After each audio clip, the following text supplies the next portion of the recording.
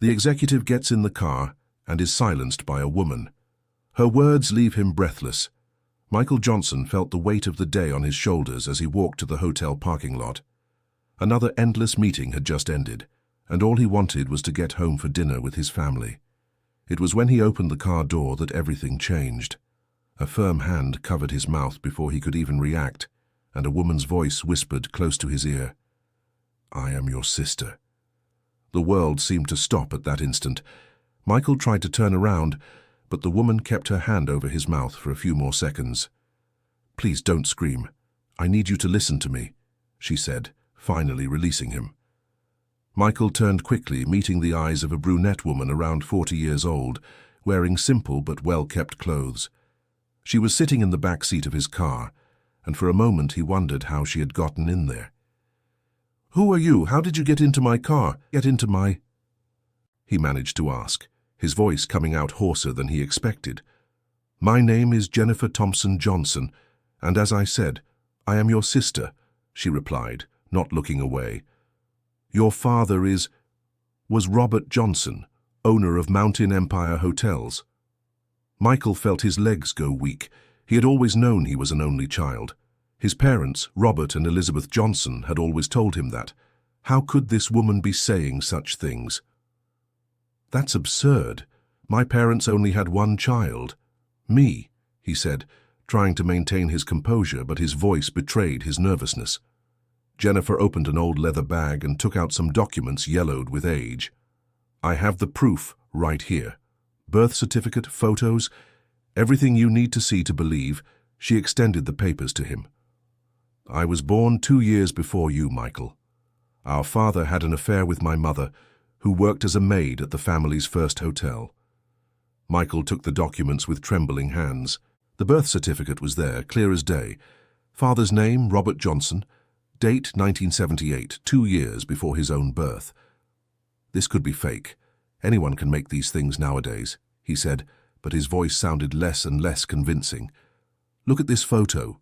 Jennifer showed a black and white photograph clearly from the 70s. In the image, Michael could recognize his father, much younger, embracing a pregnant woman in front of what looked like the chain's first hotel. He knew that place. He had grown up hearing stories about how his grandfather had bought that building in the 60s. "Where did you get this?" he asked, still trying to process everything. "My mother kept it all these years. Her name was Deborah Thompson. She worked for your family for 5 years before she was fired." Jennifer lowered her eyes. "Fired when your mother found out about the affair and the baby." Michael felt dizzy. He leaned on the steering wheel, trying to organize his thoughts. 45 years of life, and everything he believed about his family could be a lie. "Why are you telling me this now? Why did you wait so long?" he managed to ask. "Because our father asked me to. On his hospital bed, 6 months ago, he called for me. He said he couldn't pass on without me knowing I had a brother, and without you knowing you had a sister. Dad didn't tell me anything about this before he passed," Michael murmured. "He was afraid of how you and your mother would react, but he left a letter that explains everything, kept in the safe of the chain's original hotel." Jennifer paused, watching his reaction. "The problem is that hotel is going to be demolished in 2 days. Michael froze. He himself had signed the demolition authorization the previous week. The old building was to be turned into a modern commercial complex.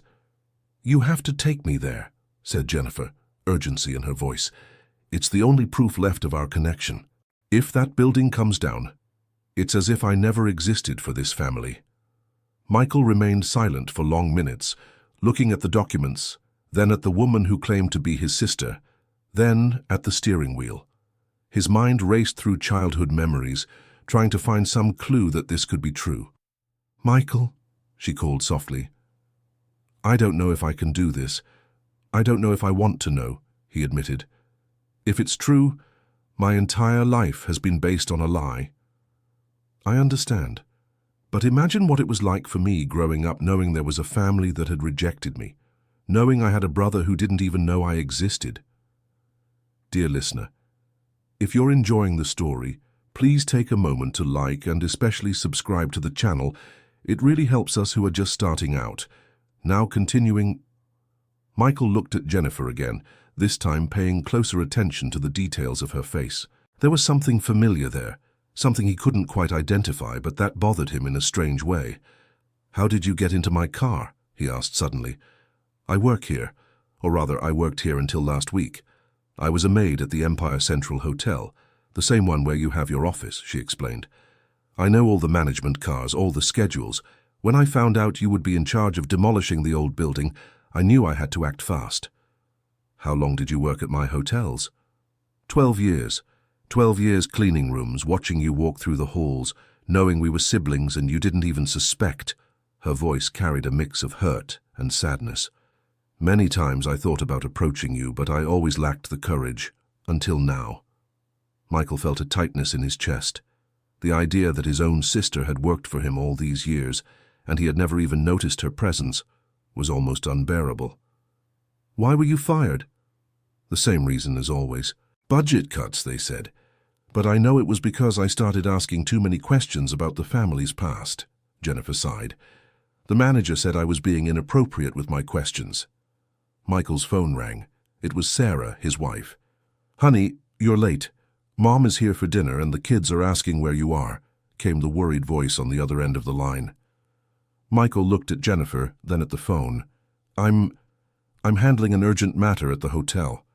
I'm going to be a little late." "But today is Mom's birthday.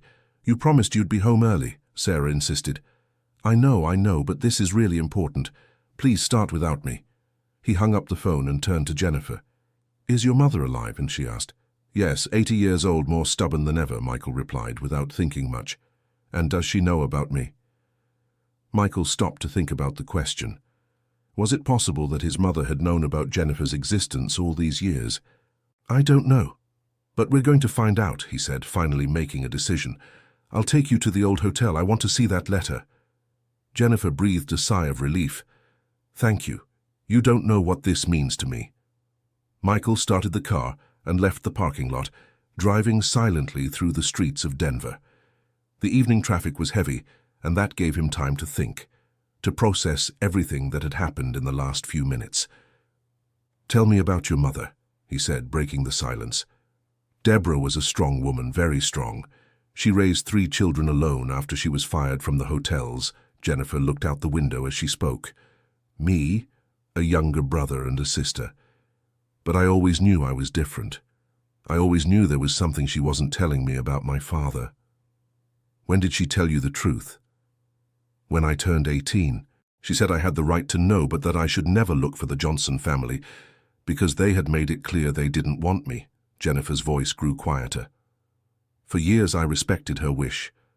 But when our father got sick—" "Did you go to him?" "No, he came to me. Showed up at my door on a Sunday afternoon, with his driver waiting in the street.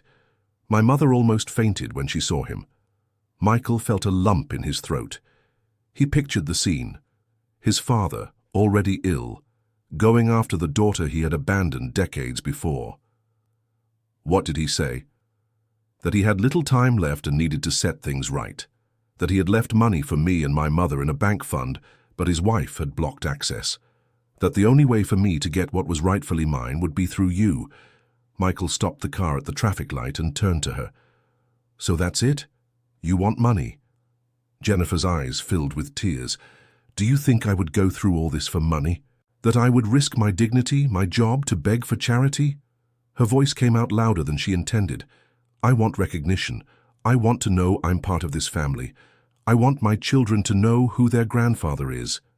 "You have children?" 2. Brandon, 15, and Emma, 12.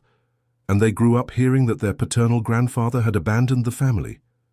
Can you imagine what that does to a child? Michael felt an even heavier weight in his chest. It wasn't just the 2 of them involved in this story. There were children, an entire family that had been affected by his father's choices. They arrived at the neighborhood where the old hotel was. Michael had been there a few times during his childhood, but it had been years since he visited the place. The building was visibly run down, with demolition-authorized signs plastered on the windows. "The letter is in the safe in the 3rd-floor office," said Jennifer, as if she knew every corner of the building. "How do you know that?" Because our father brought me here once. He showed me where it all began, where he met my mother, where he made the decisions that changed our lives. They entered the abandoned building. Michael used his access keys to disable the basic security system that was still working.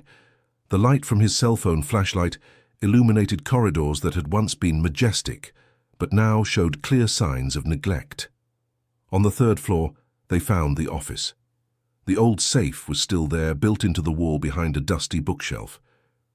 "Do you know the combination?" asked Michael. "I do." He told me. Jennifer approached the safe and began turning the numbers. "My mother's birth date, followed by your birth date." The safe opened with a metallic click. Inside, aside from some old business documents, was an envelope with the name Michael handwritten on it. Michael picked up the letter with trembling fingers. He immediately recognized his father's handwriting. Carefully, he opened the envelope and began to read aloud. "My dear son Michael, if you are reading this letter, it is because Jennifer managed to reach you, and I have probably already passed on. I know you must be confused and perhaps even angry with me, but I need you to understand the circumstances that led me to make the decisions I made. I met Deborah Thompson in 1977, when she started working as a maid at our first hotel. I was young, married to your mother for only 2 years, but still too immature to understand the weight of the responsibilities I carried. Deborah was different from anyone I had ever met, smart, hard-working, with dreams bigger than her circumstances allowed. What started as occasional conversations turned into something deeper, something I couldn't control. When I found out she was expecting Jennifer, my world fell apart. Your mother discovered the affair and gave me an ultimatum. Choose between the family I had built with her or the new family that was coming. I made the decision I thought was wisest at the time, but one I have carried as a burden on my conscience ever since. I chose to stay with Elizabeth and with you, who hadn't even been born yet, but making sure Deborah and Jennifer would never go without. For years, I maintained a bank fund for them, sent money monthly, kept track of Jennifer's growth from afar. But Elizabeth found out and demanded I cut all ties. To keep peace at home and protect you from a scandal, I agreed. It was the worst decision I ever made in my entire life. Jennifer grew up without a present father, Deborah raised the children alone, and you grew up not knowing you had a sister. Everyone paid the price for my cowardice. Now, near the end, I have the chance to fix at least part of the damage I caused. At Heritage Bank Downtown Branch, there's a savings account in the name of Jennifer Thompson Johnson. The account number and password are on the back of this letter. It's the money that should have been hers all along, updated with interest. But more than that, Michael, I ask that you open your heart to your sister. She is an extraordinary woman, hard-working, a dedicated mother. She has the same values I tried to pass on to you, the same strength I admire in your mother. The company can grow with her. The hotels can benefit from her experience and her perspective. But mainly, you can gain a larger, more complete family. I know I'm asking a lot. I know Elizabeth will resist. But I trust you, my son. I trust you'll do what's right. With love and regret, Robert Johnson. Michael finished reading the letter in silence. Jennifer was crying, and he himself felt his eyes moisten. "He really abandoned us," she said, her voice choked. But he regretted it, and he left away to make things right. Michael folded the letter carefully. "Jennifer, I don't know what to say." "You don't need to say anything right now. I know it's a lot to process." Michael looked at her, really looked for the first time since he had gotten in the car. Now he could see the resemblance, the eyes, the shape of the face, even the way she tilted her head when she was thoughtful. How had he not noticed before? "You said you have children," he said, trying to shift the focus of the conversation. "I do, and they are the reason I'm doing this. I want them to know their father's family. I want them to have opportunities I never had." "And your husband? What does he think of all this?" Jennifer looked down. "I don't have a husband. I never did. I raised my children alone, like my mother did with me." She paused. "Their fathers left the picture when they found out I didn't have a rich family to help financially." Michael felt a pang of guilt. While he had grown up with all the privileges, surrounded by love and opportunities, his sister had struggled alone to raise 2 children. "Where do you live?" In a small apartment in the Aurora neighborhood.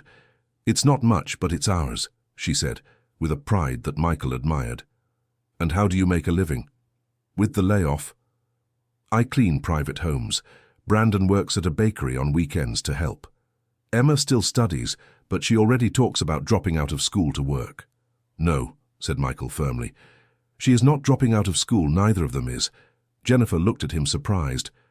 Michael, we are siblings, he said, as if convincing himself.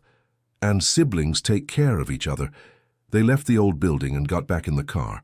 Michael was driving more calmly now, processing everything he had discovered. I need to tell my family, he said. Sarah and the kids deserve to know the truth. And your mother? Michael sighed. Mom is going to be the biggest challenge. She has always been very protective of the family's image. Do you think she knew about me? Now, after reading the letter, I'm sure she did. The question is whether she will admit it. Dear listener, if you're enjoying the story, please take a moment to like and especially subscribe to the channel. It really helps us who are just starting out. Now, continuing.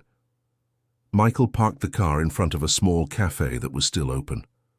Would you like to get something? I need caffeine to process all this, he said. I'll have some, replied Jennifer. They entered the nearly empty cafe and sat at a table in the corner. Michael ordered 2 espressos, and they sat in silence for a few minutes, each lost in their own thoughts. Can I ask a personal question? Michael finally said. Of course.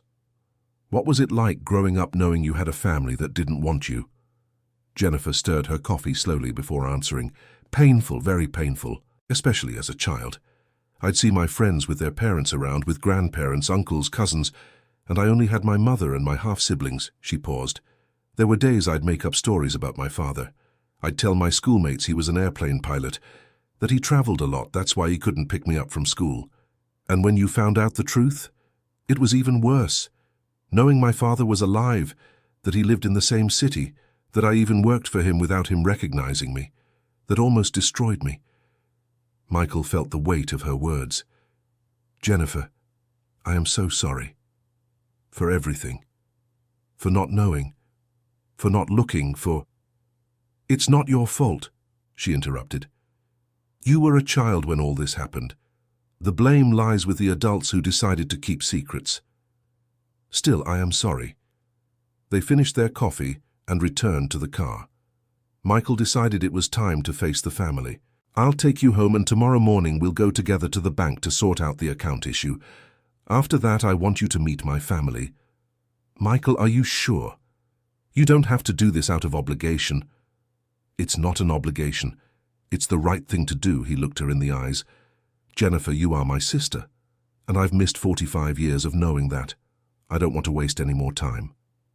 On the drive to Aurora, Jennifer told him more about her life, about how she finished high school by studying at night, how she took a correspondence course in hotel management, dreaming of one day working in hotel management, not knowing she was already working for her own family.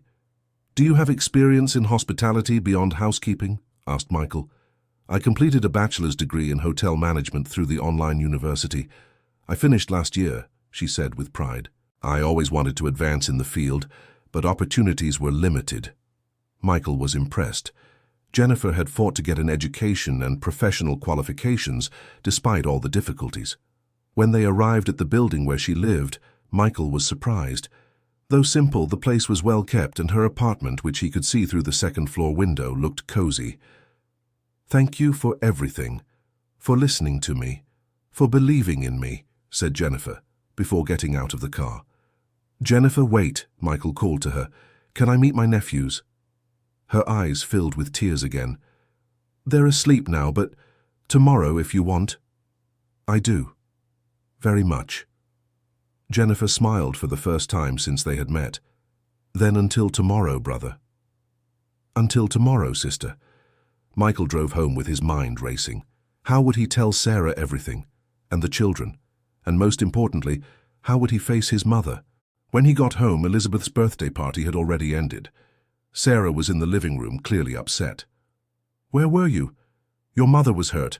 The children asked for you all evening, she said, not looking at him. Sarah, I need to talk to you. It's important. Now, Michael, it's almost midnight. What hotel problem could be so urgent? It wasn't a problem at the hotel, I discovered something about my family. Something that will change everything.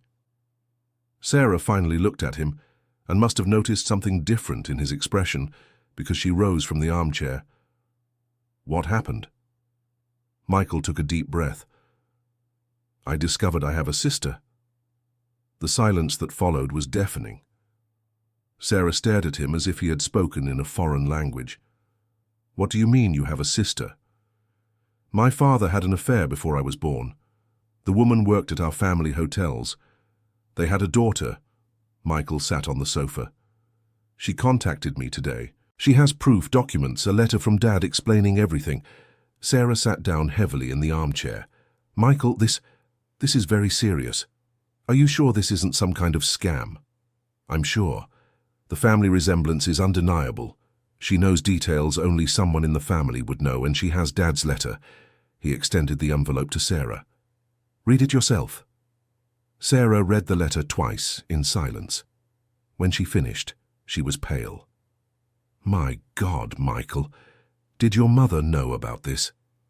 According to the letter, it's obvious she did. What's more, she was the one who forced Dad to cut ties with Jennifer and her mother. Jennifer is her name? Jennifer Thompson Johnson. She's 47 years old, has 2 children, lost her job as a housekeeper at one of our hotels last week. Sarah ran her hands through her hair, trying to process the information. And now, what does she want? Recognition. She wants to be part of the family, and she has a right to that, Sarah. She's my sister. Michael, think about this. If this becomes public, it could affect the company, our reputation. Sarah, Michael stood up. She is my sister. I won't turn my back on her like my father did. Sarah was silent for several minutes, clearly wrestling with her own feelings. Where does she live? How does she get by? In a simple apartment in Aurora. She cleans houses to make ends meet after being let go. Her children work to help out at home. And you really believe she doesn't just want money? Michael remembered the conversation he'd had with Jennifer, the genuine emotion in her voice, the way she spoke about her children. I'm sure she wants to belong. She wants her children to know their father's family. She wants opportunities she never had. Sarah sighed deeply. All right. If you're sure, I support you. But we'll have to prepare the children. And your mother. Mom will be the biggest problem. She'll try to stop this no matter what. Then you have to be firm. Your sister has already paid the price for the adult's mistakes for far too long. Michael approached his wife and kissed her forehead. Thank you for supporting me. We're a family, Michael, and if Jennifer is your sister, then she's our family too. The next day, Michael woke up early and went to pick up Jennifer so they could go to the bank together. She was waiting at the building's entrance, dressed in her best clothes, clearly nervous. Did you manage to sleep? He asked. Not much. I spent the whole night wondering if this was real or just a dream. She got in the car. And your children? How did they react? I haven't told them yet. Sarah thought it best we sort out the practical matters first. And her? How did she react? Surprisingly well. After the initial shock, she supported me completely. At the bank, the manager received them with all the ceremony due to the president of the hotel chain.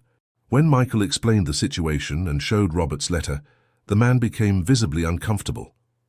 Mr. Johnson, this account does indeed exist, but, well, a few years ago, Mrs. Elizabeth Johnson came here with power of attorney and blocked any transactions, he explained. We said we would need authorization from the account holder or a direct family member. And now I am here, as a direct family member, requesting the account be unblocked, said Michael firmly. Yes, sir. We'll take care of it immediately. When they discovered the amount in the account, Jennifer nearly fainted. It was over $200,000, accumulated over the years with interest and adjustments. Michael, this is so much money. I never dreamed... She had tears in her eyes. It's rightfully yours, Jennifer. Dad left it for you. While they sorted out the paperwork, Michael made a decision. Jennifer, I want to offer you a job. Michael, you don't have to... It's not charity. You have a degree in hotel management. You know the inner workings of hotels. You have practical experience. I need someone to oversee the operations of the smaller hotels in the chain. Are you serious? Completely.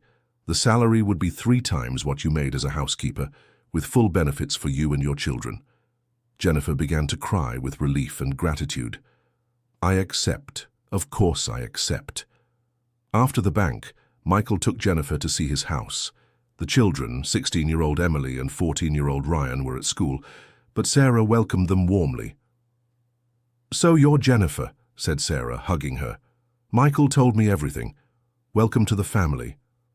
Thank you for accepting me. I know this can't be easy for you, replied Jennifer. Family is family, Sarah said simply. And now I want to meet my niece and nephew.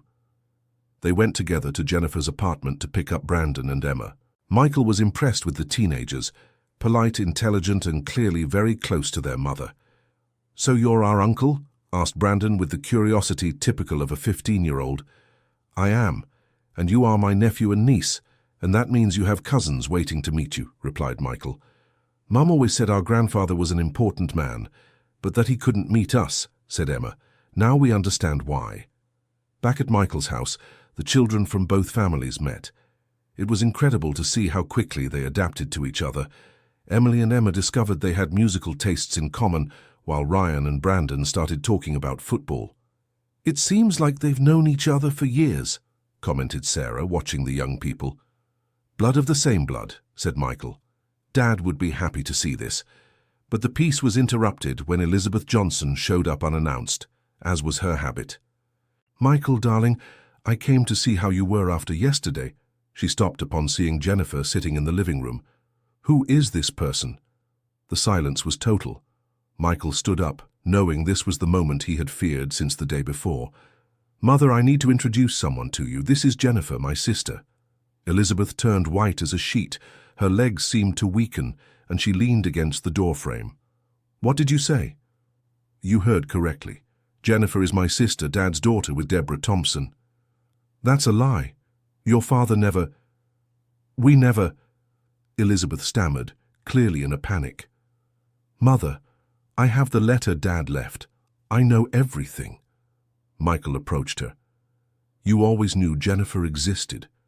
Elizabeth looked from Michael to Jennifer, then to the children who were watching the scene in silence.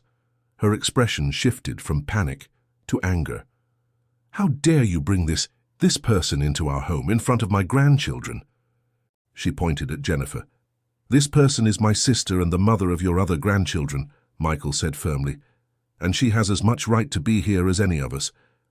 Michael, you don't understand what you're doing. This woman could be lying. She could be a con artist. Mother, stop. Michael stepped between Elizabeth and Jennifer. I've seen the proof. I read Dad's letter. I know you forced him to abandon Jennifer and her mother. Elizabeth turned to Sarah. Sarah, are you going to allow a stranger to destroy our family? Mrs. Johnson, with all due respect, she is not a stranger. She is Michael's sister, and that makes her our family too, Sarah replied courageously. Elizabeth looked around the room, realizing she was alone in her resistance. You don't know what you're doing. You don't know what kind of problems this might bring, she said, as she headed toward the door. I won't be part of this. Mom, you can choose not to accept Jennifer, but I choose to accept my sister, said Michael. You created this situation 47 years ago. Now I'm fixing what should have been fixed long ago. Elizabeth stopped at the door and turned around one last time. If you continue with this, Michael, you can forget about my share of the inheritance. You can forget about my support in the company. Mom, I'm sorry you feel that way, but my decision is made. Elizabeth left, slamming the door. The silence that remained was heavy, but Jennifer was the first to speak. Michael, I don't want you to lose your family because of me.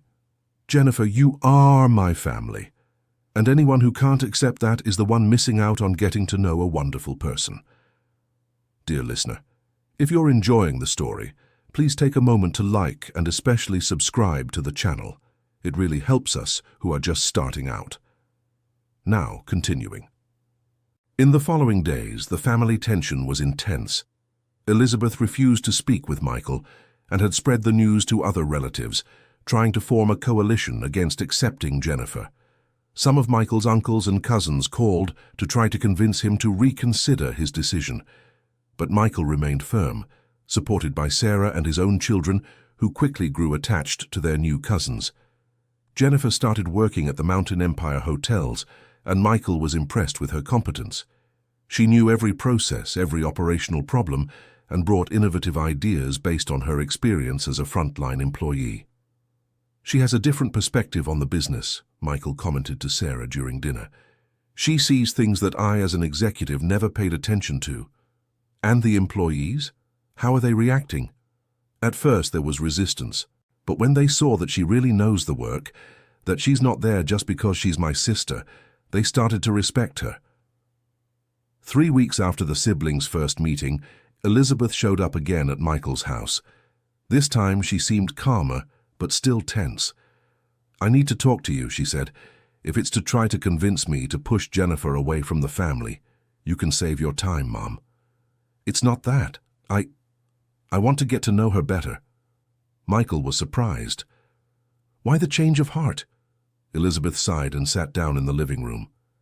"Because the other relatives made me realize something. If I keep resisting, I'll lose you, Sarah, and my grandchildren. And that's worse than accepting the situation. Mom, it's not about accepting a bad situation. It's about welcoming a family member who was wronged for decades." "I know. And maybe it's time for me to admit the mistakes I made in the past." Michael called Jennifer, who arrived with some apprehension. The initial conversation was tense and formal, but Elizabeth did something no one expected. She apologized. "Jennifer, I made terrible mistakes in the past. I let pride and fear of what other people would think speak louder than what was right," Elizabeth said with difficulty. "You paid the price for my errors, and I'm sorry for that." Jennifer was visibly moved. "Mrs. Johnson, I know this can't be easy for you. I didn't come here to destroy anything. I just wanted to be part of the family." "And you are part of it. You always were, even when I didn't want to admit it." Elizabeth looked at the grandchildren playing together in the living room. "Looking at these children, I see how quickly they've adapted to each other. They taught me that family isn't about pride or appearances. It's about love and acceptance." From that day on, Elizabeth started attending family gatherings that included Jennifer and her children. It wasn't easy at first, but gradually she began to warm up to the daughter-in-law she had rejected for so long. The turning point came when Emma, Jennifer's daughter, had an asthma attack and needed to be hospitalized. Elizabeth was one of the first to arrive at the hospital and stayed by Jennifer's side all night. "Why are you doing this?" asked Jennifer while they waited for news from the doctors. "Because she is my granddaughter, and because you are my daughter-in-law, and because I've wasted too much time being stubborn," Elizabeth replied, holding Jennifer's hand. When Emma was discharged from the hospital, Elizabeth insisted that mother and daughter recover at her house, where she could better care for the girl. "Grandma Elizabeth, you're different from what Mommy said," said Emma a few days later. "Different how, sweetie?" "Mommy always said you didn't like us, but you're so caring." Elizabeth felt her heart tighten. "Your mother was right, Emma. I didn't like you because I didn't know you, but that was my fault, not yours. And now do you like us? Now I love you, as much as I love Emily and Ryan." It was at that moment that Elizabeth truly understood everything she had lost over nearly 50 years. It wasn't just about a daughter-in-law she had rejected, but about grandchildren she had refused to know, about family moments she had missed, about love she had wasted. A few months later, Michael decided to organize a big family reunion to officially celebrate the family's union. Everyone was present. He and Sarah with Emily and Ryan, Jennifer with Brandon and Emma, Elizabeth, and several aunts, uncles, cousins, and other relatives who had finally accepted the situation. During dinner, Michael stood up to make a toast. "A few months ago, I discovered I had a sister I never knew. I also discovered that my family was bigger than I imagined, and that there were people I didn't know, but who were already a part of me." He looked at Jennifer. "Jennifer, thank you for having the courage to seek me out. Thank you for giving me the chance to meet a wonderful sister and 2 fantastic nephews. Thank you for accepting me, Michael, and thank you for giving me not just a brother, But an entire family, Jennifer replied, emotional. Elizabeth stood up as well. I want to publicly apologize to Jennifer and her children. I made mistakes that lasted decades, but they gave me the chance to make things right. Jennifer, you are an exemplary daughter, an incredible mother, and a competent professional. I'm sorry it took me so long to recognize that. Mrs. Elizabeth, thank you for giving me a second chance. And thank you for being the grandma my children never had. The party continued into the night, with the children playing together, the adults sharing stories, and the whole family finally united. A few weeks later, Michael was in the office when he received a call from Jennifer. Michael, I need to tell you something, she said with a strange seriousness in her voice. What happened? Remember I said I had medical exams when I started working at the company? I remember. Well, the results came back and I need surgery. It's something serious. Michael felt his heart race. What kind of surgery? Kidney problems. The doctor said I'll need a transplant soon. Jennifer, why didn't you tell me before? Because I didn't want you to think that I only sought out the family because of this. I really didn't know I was sick until I had the company exams. Michael hung up the phone and immediately left the office. He needed to talk to Jennifer in person. When he arrived at her apartment, he found Brandon and Emma visibly worried. Uncle Michael, is Mom very sick? Asked Emma, with tears in her eyes. I don't know yet, sweetheart, but we'll figure everything out, okay? Jennifer was lying down, clearly unwell. Michael sat on the edge of the bed. Why didn't you tell me you were feeling sick? Because I thought it was just tiredness from the new job. I never imagined it could be something serious, she held his hand. Michael, if I can't get the transplant, don't talk like that. We'll find a donor. We'll solve this. The chance of finding a compatible donor is small, and even if we found one, I wouldn't have the financial means to pay for a private transplant. Through Medicare, the waiting list is very long. Michael stayed silent for a few minutes, thinking. Then he stood up. I'll get the compatibility test. Michael, no, you can't risk your health for me. Jennifer, you're my sister. If I'm compatible, I'll donate. End of discussion. But what if something goes wrong? What about your family, your children? My children will grow up knowing their father did what was right, and my family includes you. The next day, Michael did all the necessary tests. The wait for the results was agonizing for the whole family. Sarah fully supported her husband's decision, as did Emily and Ryan. Elizabeth surprised everyone by offering to get tested too. Mrs. Elizabeth, you don't need to do this, said Jennifer. Yes, I do. You're my daughter-in-law, and I've already wasted too much time not taking care of my family. When the results came, Michael was compatible. Elizabeth was not, but her gesture meant a lot to Jennifer. The surgery was scheduled for the following week. In the days before, the whole family mobilized. Brandon and Emma went to stay at Elizabeth's house, who insisted on personally taking care of her grandchildren. Sarah organized everything so she could be at the hospital during the recovery. Emily and Ryan made good luck cards for their father and aunt. On the day of the surgery, Michael was nervous but determined. Are you sure about this? Sarah asked one last time. I've never been more sure of anything in my life, he replied. The surgery lasted several hours. During all that time, the whole family stayed in the waiting room. Elizabeth held Brandon and Emma's hands. Sarah talked with Emily and Ryan to calm them down, and everyone prayed for everything to go well. When the doctor finally appeared, everyone stood up anxiously. The surgery was a complete success, he announced. Both the donor and the recipient are doing well. The kidneys started working immediately, which is a great sign. The whole family broke down in tears of relief and joy. In the following days, while Michael and Jennifer recovered in adjacent rooms, they had time to talk about everything that had happened in the last few months. You know what the best part of all this was, said Jennifer. What? Finding out I'm not alone in the world, that I have a brother who cares about me, a sister-in-law who accepts me, a mother-in-law who loves me, and nephews who adore my children. And I found out my family was incomplete without you, Michael replied. Dad would be proud to see how things worked out. Do you think he knew this would happen one day? I think he hoped. That's why he left that letter. That's why he looked for you before he passed. He trusted that in the end love would speak louder than pride. A few weeks later, when both were fully recovered, the family organized a small party at home to celebrate.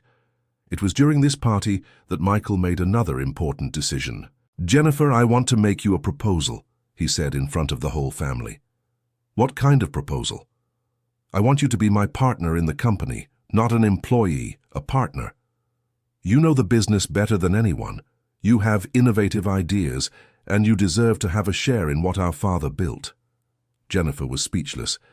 "Michael, this is very generous, but it's not generosity, it's justice. Dad wanted you to have your share of the inheritance. Now you will." Elizabeth approached her two children. "Your mother fully supports this decision," she said. "Jennifer, you've proven to be a competent businesswoman and a person of character. You deserve to be a partner. Besides," added Sarah, "we want you and the children to come live here with us. This house is too big for the four of us, and it would be good to have the whole family together." Brandon and Emma looked at their mother hopefully. "Mom, can we? It would be amazing to live with our cousins," said Brandon. "And Grandma Elizabeth said she'll teach me family recipes," added Emma. Jennifer looked around, seeing all those people she had learned to love as family. "I accept," she said, moved. "I accept it all. The partnership, the move, being part of this wonderful family."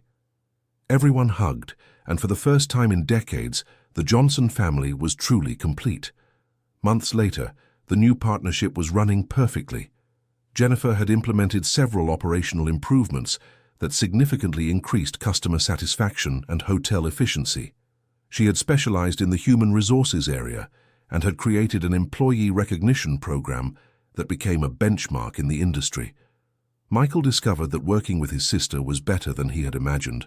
They complemented each other. He had strategic vision and market knowledge. She had operational experience and a good relationship with the employees. "You know what's funny?" said Michael during a board meeting. "What?"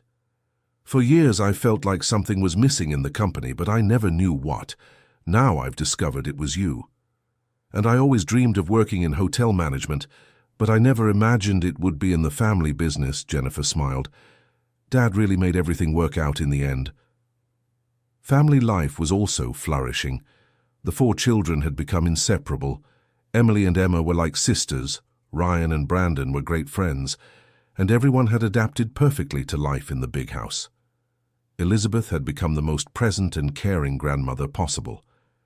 She took the grandchildren to school, helped with homework, told family stories, and had become especially close to Brandon and Emma, trying to make up for all the lost years.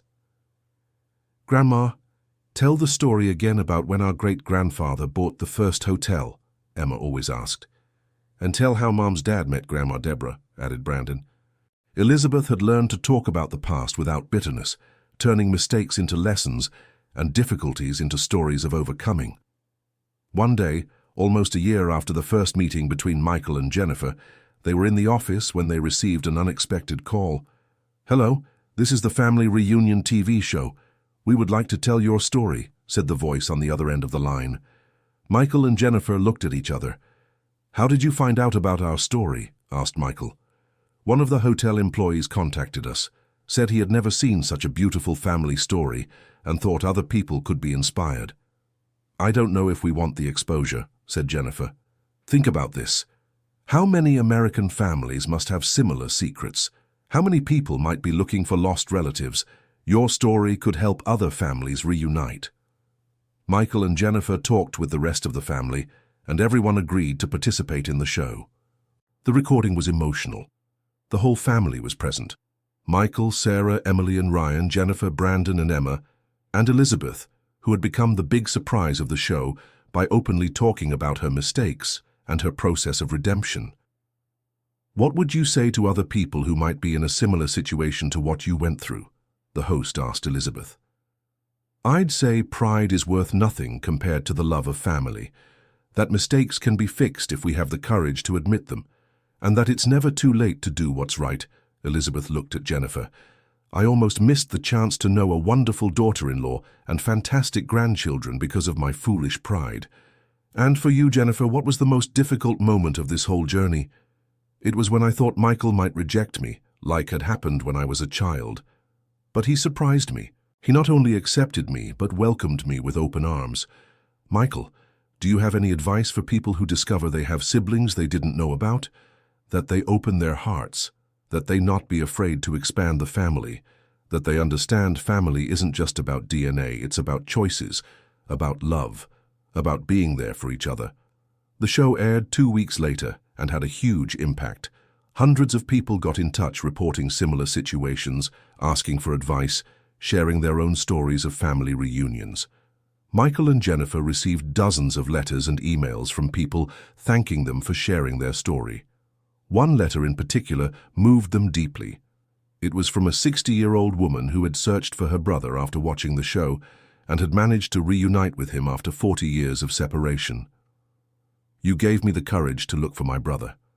Thank you for showing that it's never too late to rebuild a family, the letter said. Look what we managed to do, said Jennifer, showing the letter to Michael. Dad would be proud. Not only did we manage to unite our family, but we helped other families too. 2 years after the first meeting, Michael was in his office when Jennifer came in with a strange look on her face. Did something happen? He asked. I got a call today from someone who saw our show on TV. And? Michael, it seems we have another brother. Michael nearly choked on his coffee. What do you mean?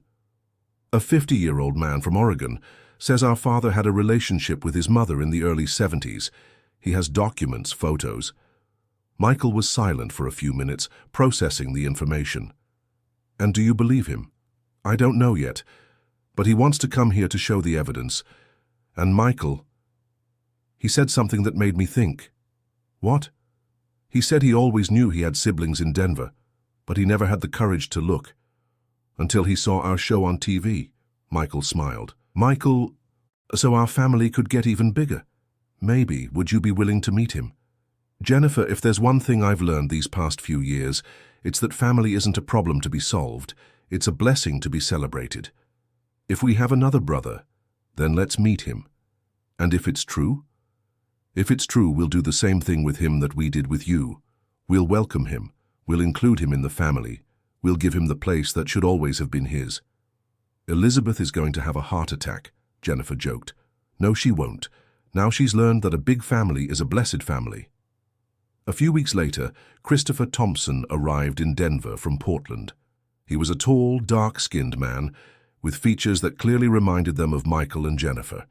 He brought with him a folder full of documents and photographs. The meeting took place at the family home, with everyone present. Christopher told his story. The son of a nurse who had met Robert during a business trip to Oregon in 1971, he had grown up knowing who his father was, but had never had contact with him.